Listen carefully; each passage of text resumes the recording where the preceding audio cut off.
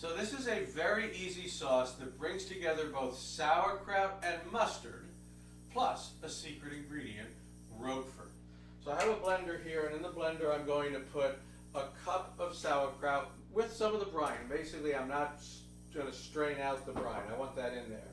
Then I'm going to add a quarter cup of mustard. Now I happen to be using like a country Dijon, with the seeds, and the big seeds and everything in it. You could use a beer mustard, you could use a creole mustard, that would work really well, or whatever you want. Now I also have now here a teaspoon of toasted caraway seeds. So I toasted these in advance. And what I'm going to do is I'm going to blend this up.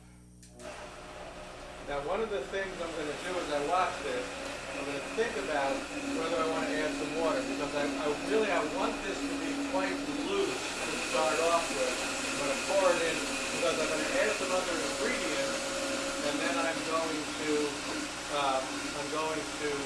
reduce it back down. So how much water you add? It's kind of, you add enough until you see that it's basically a loose sauce like that. You can see that.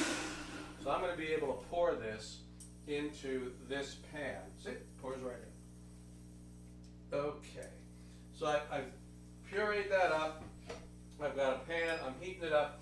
So the last things I'm going to do is I'm going to add a quarter cup of cognac, and then I'm going to add my 2 tablespoons, not a lot, it's just 2 tablespoons of roquefort. And I'm going to bring this up to a simmer, and I'm going to simmer it until it thickens up the way I want it. So we'll be back in a few minutes. Alright, so I cooked this down now, and I cooked most of the water out of it, the liquid out of it. I've got this kind of nice, thick sauce. It probably took 7-8 minutes. It's going to depend. If you heat it up pretty high and you pay attention to it, you can cook it down a little faster. But take your time, cook the water out of it, and you'll have this really nice sauce. I mean, you can taste it. It's got that really sauerkraut flavor. You got the mustard in it. That caraway seed comes through. The roquefort cheese. So you definitely don't need any salt. You don't need any pepper. Right? You've already put all of these things in here, all the flavors that you need. And then you can put this on smoked ham, cooked pork, beef, a lot of different potential uses for it. So there you go, folks. That is my very easy sauerkraut mustard sauce with a little bit of roquefort. We'll see you next time.